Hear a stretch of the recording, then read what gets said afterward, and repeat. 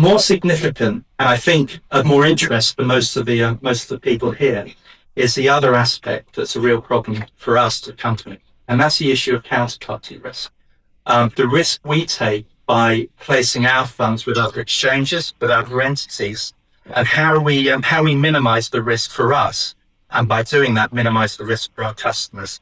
And that's something which I'm going to focus on in this brief presentation, just to give an idea of how we handle that risk, and also what we believe the industry should do to move forward and improve upon the current situation. So, in the conventional marketplace, you've got various metrics that are used to measure counterparty risk. They're not great, they're not foolproof, but they do give a starting point, a framework to measure where that risk comes from. In the digital currency world, we don't have that. Essentially, all participants, even the established players, are startups. They may have been around for a few years, but a few years is the key point. They're not, in conventional terms, what would be considered a long-standing company. Add to that mix a situation where you've got people actively trying to hack those funds, actively trying to get access to those exchange customer funds. So you can imagine in that environment, it's quite challenging, both for the exchange, but also for the customer of those exchanges.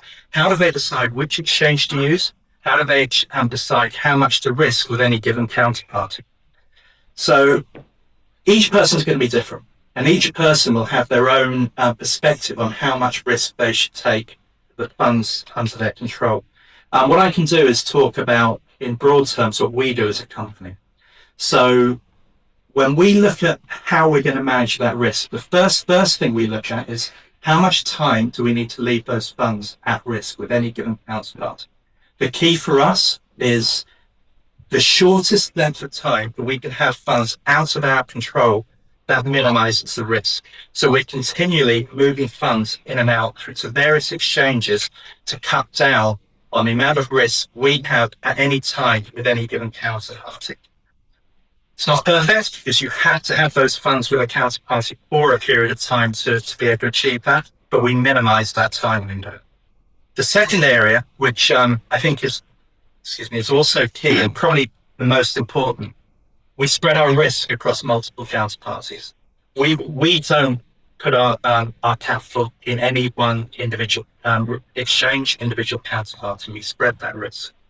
And for us, the reason is we need to be in a situation where we can continue operating, we can continue providing some service, even if one of our counterparties fails.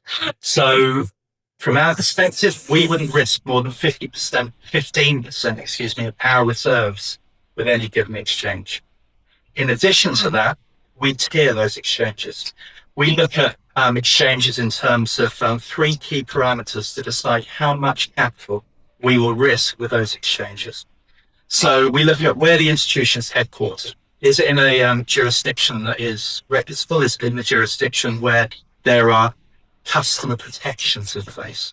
We're more likely to give a higher rating to an exchange that's in a more established jurisdiction than one in an offshore location. Second element is how transparent is the corporate structure and the management team.